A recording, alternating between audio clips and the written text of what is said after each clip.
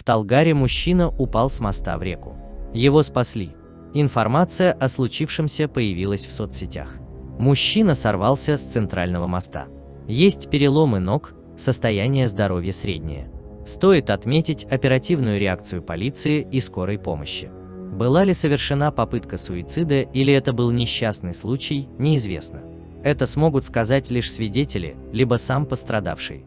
Позже появилась информация, что мужчину спас 15-летний юноша. Об этом сообщила его родственница. Мой племянник, увидев, как мужчина прыгнул с моста, побежал следом и со всех сил вытащил его с воды. После чего прибыли полиция и скорая помощь. Хотелось бы отметить подвиг маленького мальчика. Как бы это громко ни звучало, но мальчик, которому 15 лет, спас жизнь. Зовут Мирас. Проживает в городе Талгар. Учится в военном лицее Арыстан, сообщила родственница парня. Балкон жилого дома обрушился в поселке Шишубай Карагандинской области, когда на нем стояла супружеская пара. 46-летний мужчина в реанимации. При падении он получил сотрясение мозга, ушиб грудной клетки и разрыв печени.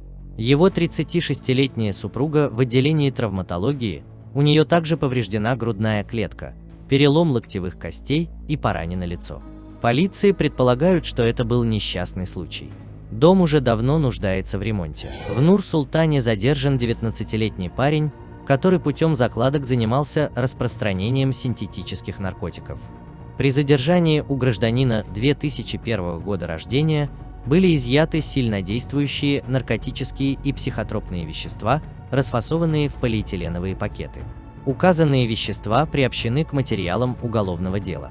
Вес изъятой крупной партии синтетики приравнен к более 300-разовым дозам для употребления. Стоимость изъятых наркотиков на черном рынке составляет сумму около 500 тысяч тенге, сообщили в полиции. По данному факту ведется досудебное расследование. Он водворен в изолятор временного содержания. На видео показан лестничный проем в одном из подъездов Алматинского микрорайона. Взломаны 3 двери. У одной вырезан замок и аккуратно сложен на ступеньках, другую сняли с петель. На видео видна и 3-я открытая дверь, которую, судя по всему, тоже как-то взломали. С целью раскрытия данного преступления создана специальная следственно-оперативная группа, в состав которой вошли опытные сотрудники подразделения криминальной полиции. Карантин помешал карагандинским выпускникам традиционно отметить праздник. Развлечь себя они решили сами. Не всех 11-классников устроил скромный праздник в 2 дня, отведенный акиматом. Во взрослую жизнь карагандинские выпускники решили въехать с шиком. Таким образом, несколько ребят протаранили бетонное ограждение возле здания областного акимата. За рулем несовершеннолетний. По предварительной версии, он не справился с управлением. В ходе проверки было установлено, что вышеуказанная автомашина принадлежит ему. На данное время водителю еще не исполнилось 18 лет. В данный момент находился без водительского удостоверения.